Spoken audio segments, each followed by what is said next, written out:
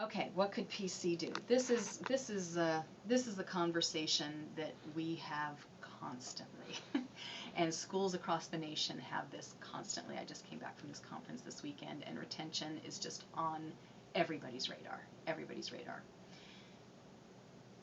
So schools take this very seriously. Schools want to retain their students. A, it's good for your reputation, but B, it's good financially, and C, it's just what our mission is. Our mission is to educate students, and so obviously we want to hold on to them. So what does PC do in general to make that happen? One of the things that we do is we do this placement testing, right? If you remember when you came in, you had to take the placement test in English, math, and reading, and then we try to get students into their appropriate level based on those tests. They're not perfect measurements, but at least it's a starting point. But students don't always want to listen, and they don't have to listen. So if I tell you, you're just not so good in math, you really need to start here, like with 2 plus 2. You, as a student, can say, I don't have time for that. I'm not going to pay for a 0 level class. I know I can do it. So they go into a basic 100 level class, and of course they're drowning. So that leads to retention problems because the students have an inflated sense of their ability. So they don't always take the recommendations on placement. So placement is a big issue for retention. That's why we tend to see big dropout rates in math and English, because those are the two things that students have to get placed into, and they don't want to hear it that they need that developmental stuff. So that's really big. Another thing that PC is doing is we do have an early alert system. I'm not exactly sure where that is right now, but if students are not attending and if they're not doing well, I think teachers can call into the early alert center and let them know to contact students. You know what? I'm not even sure if that's true right now. Don't even quote me on that one. We used to have that. I don't even know if we have that anymore. And I don't participate in it because I tend not to lose students, so scratch that one. What else could PC do? I mean, teacher hiring, of course, is a big one. And that doesn't happen at the college level so much as that happens at the departmental level. So we need to shoo those poor teachers out of here. And sometimes it takes a semester or two, honestly, to know who those poor instructors are, right?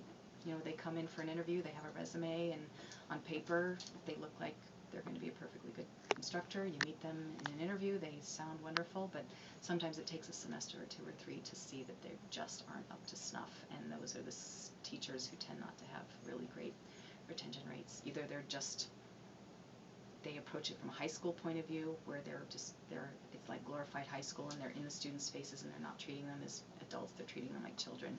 That will send the students away.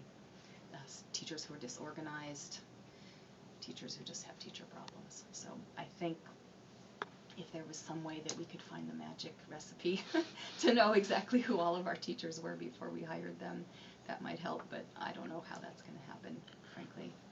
Do a lot of those teachers end up keeping their jobs longer than department heads think they should be due to Sometimes. inside politics?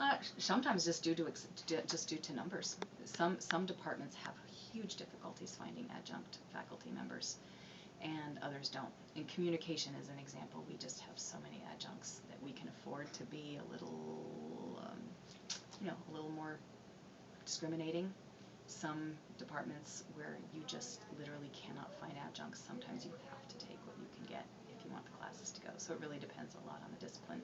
Also, sometimes even with our full-time faculty, sometimes after you get tenure, people get lazy and they can't get fired for it, for poor teaching. They're few and far between, believe me. Most of my colleagues I really, really, really, really respect here. But there are a few who, if I was king of the world, would be or queen of the world, they'd be moving on because I don't see them having students as their front and center focus of attention. So what else could PC do? I think we do an amazing amount of things here. We have so many resources up the wazoo here, up the wazoo. Students, just due to that lack of infrastructure or procrastination or ignorance that they don't even know that our resources exist, they don't take advantage of them.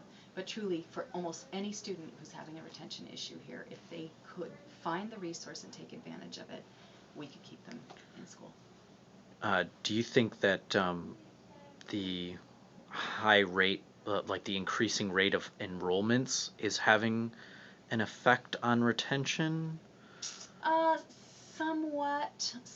We haven't really increased that much. We've increased a little bit, but in the 22 years that I've been here, we've fluctuated between 11 and 13. Pretty much, that's just where we fluctuate. So we haven't had a huge boost in enrollment. But certainly in the downturn economy, when a lot of people who were not college ready had nothing else to do because they were getting fired from their jobs or they couldn't find their jobs or they were getting laid off, they said, well, I'll go to college. And I would put those students in the group who are just not prepared for college. So yeah, so they get here and they're completely overwhelmed and they're just not prepared. And so they begin to fail and then they just drop out. Yeah. So I would say, yeah, a little bit. Sure, a little bit with the boost in enrollment. Yeah, that would happen. Anything else? No, I think Okay. that's it.